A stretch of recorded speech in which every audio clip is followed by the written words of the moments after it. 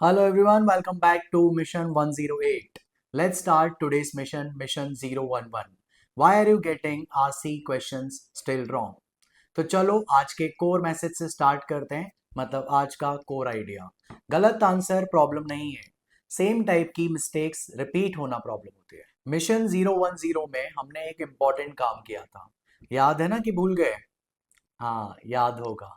हमने एक आरसी को टाइमर के साथ सॉल्व किया था एंड देन हमने सिर्फ उसका स्कोर नहीं देखा था, हमने अपनी एक्चुअल मिस्टेक्स को प्रॉपर एनालाइज करना सीखा था। अब आज का मिशन उसी एनालिसिस को थोड़ा सा और सीरियसली लेने वाला है। मतलब क्या? सपोज तुमने 4 क्वेश्चंस को अटेम्प्ट किए, उनमें से 2 क्वेश्चंस गलत हो गए। अब एक नॉर्मल स्टूडेंट क्या करता है? आंसर देखता है, अच्छा आंसर तो बी है, एंड देन मूव ऑन करने लगता है। एक्चुअल प्रॉब्लम यही है। सपोज अगर तुम्हें पता ही नहीं है कि क्वेश्चन गलत क्यों हुआ, तो सेम मिस्टेक नेक्स्ट आरसी में भी होगी। तो आज हम फिगर आउट करेंगे कि आपका आरसी पढ़ने के बाद, क्वेश्चंस अटेम्प्ट करने के बाद जब आंसर गलत आता है तो उसका एक्चुअल रीजन होता क्या है। इसमें सबसे इंपॉर्टेंट चीज ये होती है कि दो स्टूडेंट्स के क्वेश्चंस गलत हो सकते हैं, बट दोनों की अपनी अपनी प्रॉब्लम होगी। मतलब कि उनका अपना एक तरीका होगा क्वेश्चन को सॉल्व करने का, और उनका एक तरीका होगा जो मिस्टेक्स को रिपीट कर रहा है, जिसके कारण वो अपने सही आंसर तक नहीं पहुंच पाते। चलो हर बार की तरह एग्जाम्पल से समझते हैं। स्टूडेंट ए पैसेज को पढ़ता है, बट पैसेज को प्रॉपर समझ नहीं पाता, तो उसका आंसर गलत होने वाला है। स्टूडेंट बी पैसेज को पढ़ेगा, परफेक्टली समझ लेगा, लेकिन जब वो ऑप्शंस पे आएगा तो कंफ्यूज हो जाएगा, उसका भी क्वेश्चन का आंसर गलत होने वाला है। स्टूडेंट सी, ये भाई साहब पैसेज भी समझ लेते हैं और ऑप्शंस को भी समझ लेते हैं, पर जल्दी जल्दी में रॉन्ग ऑप्शन को टिक कर देते हैं। ये शायद से मेरे जैसे होंगे, मेरे टाइम पे भी जल्दीबाजी में यही बहुत सारी चीज़ों की प्रॉब्लम आती थी। अब होगा क्या, इन तीनों का स्कोर तो सेम हो सकता है, बट सॉल्यूशन सेम नहीं होगा। इसीलिए हमने कहा था, don't just count your mistakes, understand your mistakes. Mistake type 1, compression problem. अब ये होता क्या है, ये बहुत सिंपल है। ये है पैसेज को समझने में प्रॉब्लम आना। अब ये पता कैसे चलेगा? तो चलो देखते हैं। सपोज आंसर एक्सप्लेनेशन देखने के बाद तुम बोलते हो, ओह ऑथर ये क्या कह रहा था, that means may be passage properly process नहीं हुआ होगा, या तुम वर्ड्स पढ़ रहे थे बट मीनिंग को कनेक्ट ही नहीं कर रहे थे। चलो इसको हर बार की तरह एग्जाम्पल से समझते हैं। पैसेज सेज, ये हम स्क्रीन पे भी दिखा देते हैं। Passage says technology has increased access to information, but greater access has not necessarily resulted in better understanding। अब स्टूडेंट इसको पूरा पढ़ लेता है, देन क्वेश्चन में आंसर करता है कि technology has improved people's understanding. Obviously यहाँ प्रॉब्लम ऑप्शंस की तो है ही नहीं, प्रॉब्लम पैसेज अंडरस्टैंडिंग की है। तो गाइस अगर सेम चीज आप लोगों के साथ भी हो रही है, तो don't immediately solve another RCs. मतलब उससे होगा क्या, अगर सेम टू सेम आरसीज को आप कंटिन्यू करते जाओगे तो मिस्टेक्स भी रिपीट होगी। तो हमें क्या करना है, सबसे पहले रुकना है और अपनी अंडरस्टैंडिंग को इंक्रीज करना है। अब हम बात करते हैं बहुत ही इंटरेस्टिंग मिस्टेक की। Mistake type 2, question misunderstanding. ये आपकी दूसरी प्रॉब्लम है। मतलब है क्या, क्वेश्चन को ही गलत समझना। हो, क्वेश्चन को गलत समझना। Example, question ask which of the following can be inferred. ठीक है, अब स्टूडेंट सोचता है कि यार पैसेज में एग्जैक्टली लिखा क्या है, बट ये इन्फ्रेंस नहीं होता है। इन्फ्रेंस वो होता है कि जो लॉजिक बोलता है।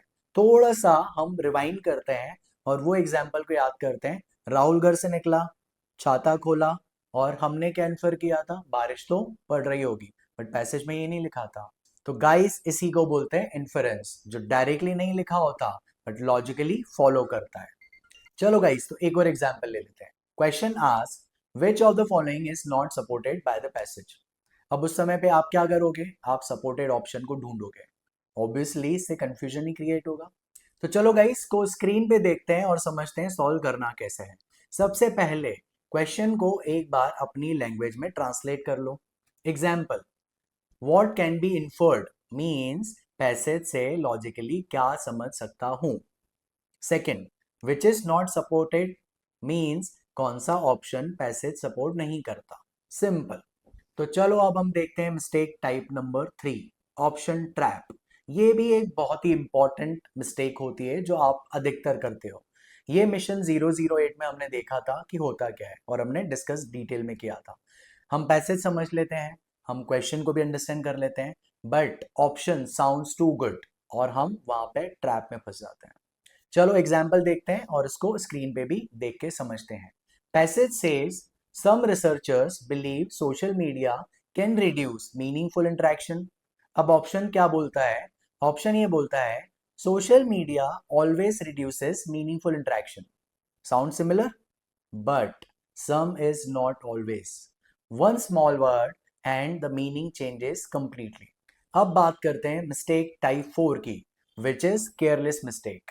ये थोड़ी सी एम्बेरसिंग कैटेगरी की मिस्टेक होती है, बिकॉज आंसर देखते से ही तुम बोलते हो इसमें अरे यार ये तो मुझे आता था। हम लोग करते क्या है, हम लोग क्वेश्चन को पढ़ लेते हैं बट नॉट को मिस कर देते हैं, एक्सेप्ट को मिस कर देते हैं, या दो ऑप्शंस को इमीडिएटली सेंसिबल डिसीजन लेके एलिमिनेट कर देते हैं। फिर बोलते हैं क्या है, ओ शिट मैंने तो गलत कर दिया था, ये मुझे आता था, ये मुझे पता था, ये मुझे लग रहा था, बट स्टिल गलत हो गया।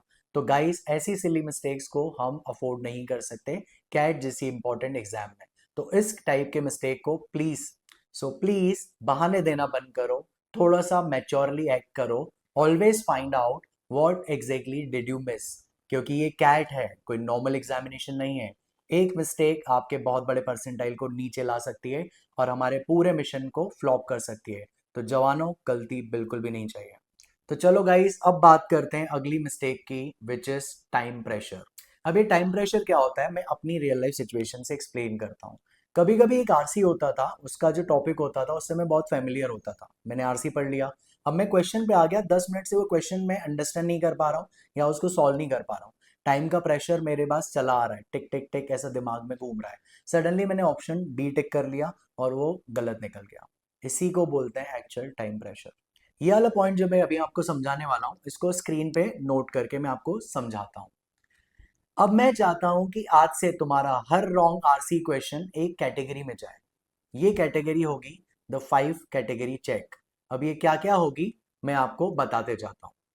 First, passage did not understand, इसको बोलो कंप्रेंशन।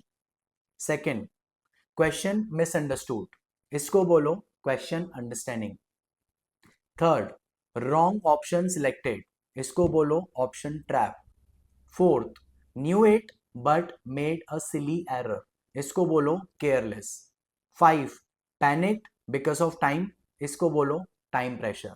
बस ये एक्सरसाइज करने से तुम्हें एक इंपॉर्टेंट चीज मिल जाएगी, वो है तुम्हारी एक्चुअल वीकनेस।